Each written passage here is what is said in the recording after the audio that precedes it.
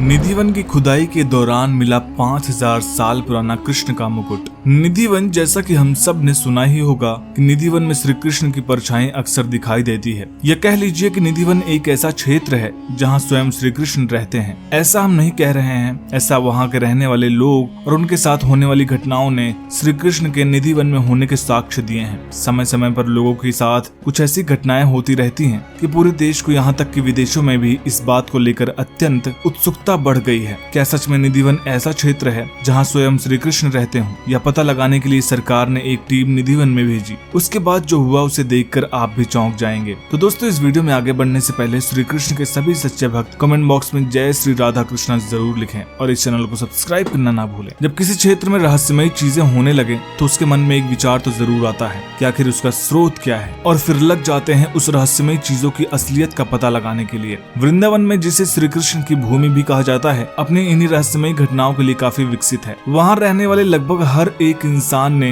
हर एक घर में एक पंडित ने अपने पूरे जीवन काल में एक न एक घटना ऐसी महसूस की है कि जिससे उन्हें स्वयं श्री कृष्ण के वृंदावन या निधिवन में होने के साक्ष्य मिले हैं। एक समय ऐसा था, हर दिन श्री कृष्ण से जुड़े एक न एक घटना सुनने को मिल जाती थी। फिर क्या था? सरकार में उत्सुकता पैदा हो गई कि आखिर वृंदावन की भूमि में ऐसा क्या है जिसके कारण लोग मंत्रमुग्ध हो चुके हैं। इसी रहस्यमय चीजों का पता लगाने के लिए सरकार ने एक टीम को निधिवन, जहाँ पर श्री कृष्ण के स्वयं होने का एहसास लोगों को अक्सर होता रहता है, वहाँ खुदाई के लिए भेजा ताकि यह पता लगाया जा सके कि क्या सच में वहाँ श्री कृष्ण रहते हैं या नहीं। रिसर्चर्स की वो टीम वृंदावन पहुंची। वृंदावन के सभी वासियों ने, मंदिर के पुजारियों ने उन्हें निधिवन में जाने से रोक लिया।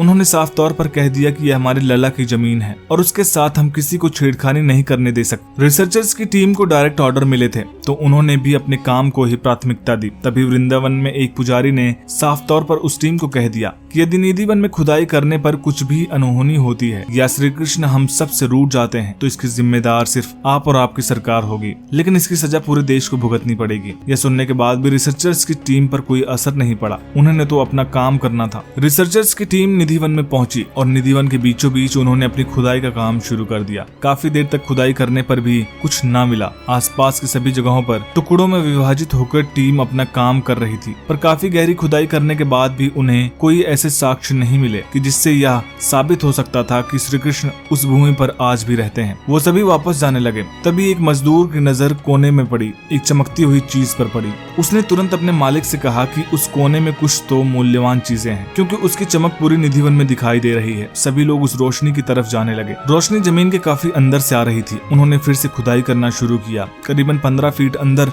उन्हें एक मुकुट मिला जिसमें मोर का पंख लगा हुआ था। यह मुकुट करीबन 5000 साल पुराना था। सभी लोग इस मुकुट को देखकर चौंक गए। वह कोई साधारण मुकुट नहीं था, श्री कृष्ण का मुकुट था। इतना भारी था कि एक व्यक्ति के लिए उसे उठाना बहुत मुश्किल था। करीबन 3 लोगों ने मिलकर उस मुकुट को उठाया और मंदिर की तरफ ले गए। मुकुट के साथ ही उन्हें निधिवन में माखन की एक मटकी भी मिली जो आधी खाली थी। इन चीजों को देखकर सरकार को ये पता चल गया कि निधिवन में श्री कृष्ण की परछाई तो जरूर है। उन्होंने श्री कृष्ण से माफी मांगी और ये मुकुट देखकर पूरा वृंदावन आनंद से भर उठा। जब से ये मुकुट निधिवन से बाहर निकाली गई है तब से ऐसा कहा जाता है कि निधिवन भी पूरा शांत हो गया था। ना ही कृष्ण की हलचल थी और ना ही वो खुशहाली जो हमेशा वृंदावन में रहती थी। एक दिन वृंदावन के पंडित को एक सपना आया कि जिसमें वृंदावन और निधिवन से श्री कृष्ण वापस कहीं जाते हुए नजर आए। पंडित जी घबरा गए और फिर उन्हें समझ आया कि कहीं न कहीं मुकुट के बाहर निकालने की वजह से हमारे माधव अत्यंत नाराज हो गए हैं। अब हमें जल्द से जल्द मुकुट को उनके सही स्थान पर पहुंचाना होगा। अगले दिन पंडित जी ने अपने सभी साथियों के साथ विधि विधान के साथ उस मुकुट को उनके सही स्थान पर रख दिया। साथ ही माखन के मटके को भी